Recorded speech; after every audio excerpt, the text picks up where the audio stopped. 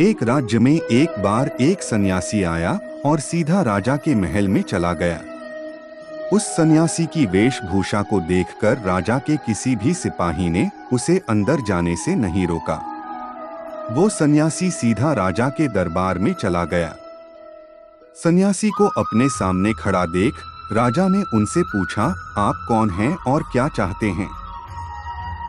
सन्यासी बोला, मैं एक आध्यात्मिक गुरु हूँ और प्रवचन देने के लिए दूसरे राज्य जा रहा था, लेकिन अब दिन ढलने को आया है तो मैं आज रात आपके महल में ही रुकूंगा। रात बिताने के लिए बस मैं थोड़ी जगह चाहता हूँ।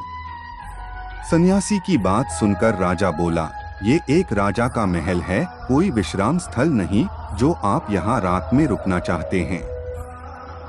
आप बाहर जाइए, वहां रहने की आपको कोई ना कोई जगह मिल जाएगी। सन्यासी ने राजा से फिर प्रश्न किया, महाराज क्या मैं जान सकता हूं कि आपसे पहले ये महल किसका था? राजा बोला, मेरे पिता का था, क्योंकि मुझसे पहले वही राजा था। सन्यासी ने फिर प्रश्न किया, अच्छा तो अब आपके पिताजी कहाँ हैं? राजा बोला, अब वो इस दुनिया में नहीं रहे, उन्हीं के बाद तो मैं राजा बना। अच्छा, आपके पिता से पहले ये महल किसका था?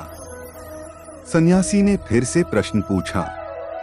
राजा को अब गुस्सा आने लगा, लेकिन फिर भी उसने शांत होकर जवाब दिया, मेरे पिता से पहले ये महल मेरे दादाजी का था और अब वो भी इस दुनिया में नहीं है।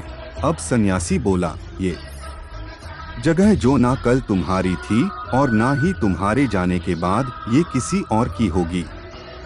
इस संसार में लोग कुछ ही समय रह पाते हैं और फिर चले जाते हैं।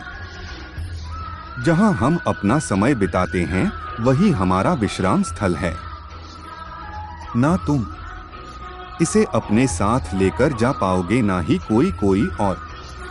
बताओ, ये महल एक विश्राम स्थल नहीं है तो और क्या है? राजा उनकी बात समझ गया और हाथ जोड़कर माफी मांगने लगा।